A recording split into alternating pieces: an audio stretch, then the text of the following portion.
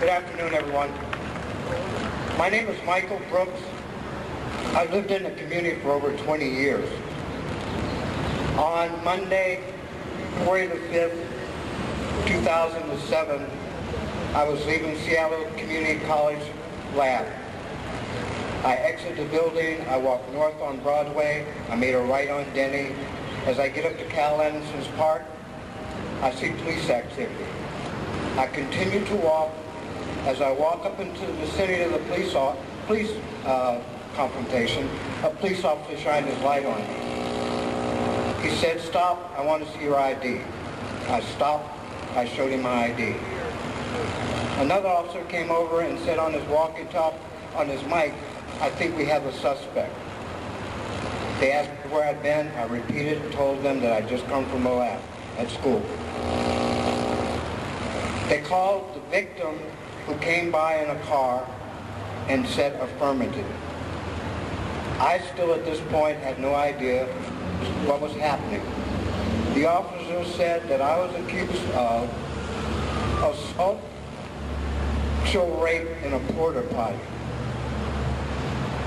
I just didn't know what to do. So they handcuffed me. They took me to the precinct, East, and they took me down to King County Jail. When they were taking me down to King County Jail, the officer said, "You have a squeaky clean record." I asked him, I said, "Well, how come you take me to jail?" No comment.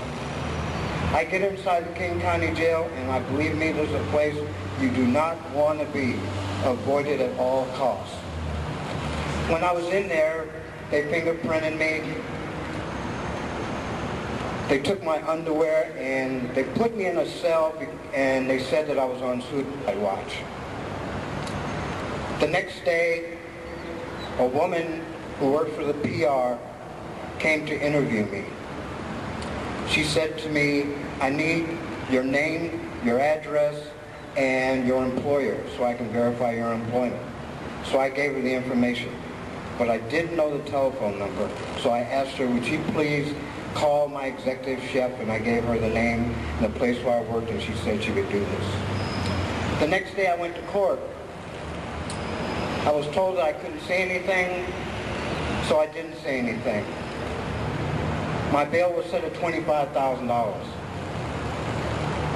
I went back to my cell. They told me that on Thursday at approximately 2:30 I would be charged. So in the meantime, I slept in my cell. When 2:30 arrived on Thursday, nothing happened. So I'm still there wondering what in the heck's going on. At 7:50, a woman comes and says, she asked me to come out the cell. They released me out of the cell. She said, "You're being released." She says, "Do you think that you're going to commit suicide?" I said, "No." "Do you think you harm yourself?" I said, "No." So I work in the area here. I went down to see my employer. So when I saw my employer who was working, he looked at me as other people in the restaurant looked at me.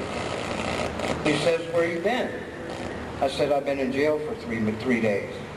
He said, "What for?" I said, "For attempted assault and sexual assault."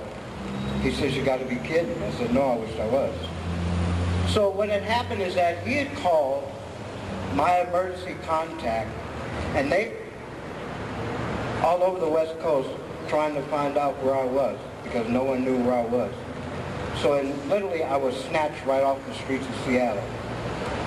I would like to say to you that this for me, it has taken me 2.5 months to get my police report. I had to hand carry letters to the police department to get my police report. So I think that we really do need to have oversight with this in this community. You just cannot snatch people off the street like this. It's not right. Thank you.